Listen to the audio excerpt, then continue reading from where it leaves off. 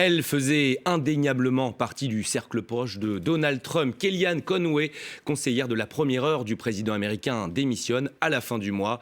Annonce 24 heures avant l'ouverture ce lundi de la Convention nationale républicaine. On en parle avec vous, Bruno Darroux, bonjour. Bonjour Florent. C'est donc un Donald Trump affaibli qui aborde cette nouvelle séquence politique cruciale pour lui en vue du 3 novembre. Oui, alors il est affaibli, il va essayer évidemment de se relancer à l'occasion de cette convention, pas tout à fait comme les autres, parce que, comme pour les démocrates la semaine dernière, eh bien, cette convention des républicains va se dérouler essentiellement en ligne. Donc Donald Trump déjà n'aura pas ses fans qui sont là pour l'électriser. En général, il aime bien ça. Alors effectivement, ça commence pas très bien avec la démission de sa conseillère en communication, Kellyanne Conway, vous l'avez dit, qui était là depuis 2016 et qui joue un rôle très important auprès de Donald Trump.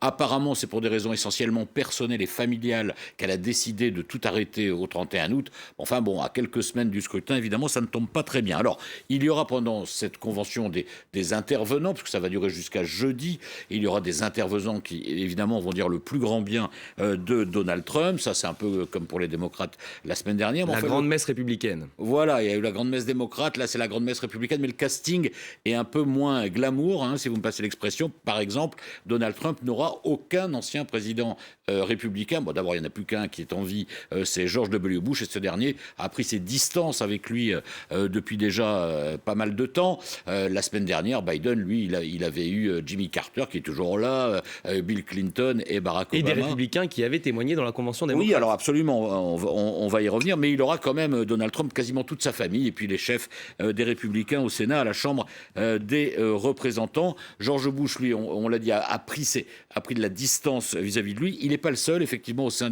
des républicains. C'est un vrai signe d'affaiblissement pour Donald Trump. En fait, le Grand Old Party, le GOP, hein, comme l'appellent les Américains, le parti républicain, il a été littéralement trumpisé, mais du coup, ça a provoqué des réactions très vives chez certains élus, chez certains anciens responsables d'administration républicaine, qui appellent le 3 novembre prochain à voter non pas pour Donald Trump, mais pour Joe Biden. Donc ça, c'est pas très bon signe non plus pour lui. En fait, ils lui font un procès en incompétence et en escroquerie intellectuelle, en quelque sorte. Il aurait vampirisé, trahi les valeurs traditionnelles du Parti républicain. Autre signe de cet affaiblissement, évidemment, les sondages nationaux. Il est à 10 points derrière Joe Biden. Alors, il faut rester prudent, parce qu'aux États-Unis, on sait que les sondages nationaux, ça ne veut pas forcément dire grand-chose pour ce qui va se passer le jour de l'élection. Mais en revanche, Florence, ce qui est plus préoccupant, c'est que, y compris dans les swing states, les fameux États bascules qui jouent un rôle prépondérant le jour du scrutin, et ben là aussi, dans 3 ou 4 de ces États,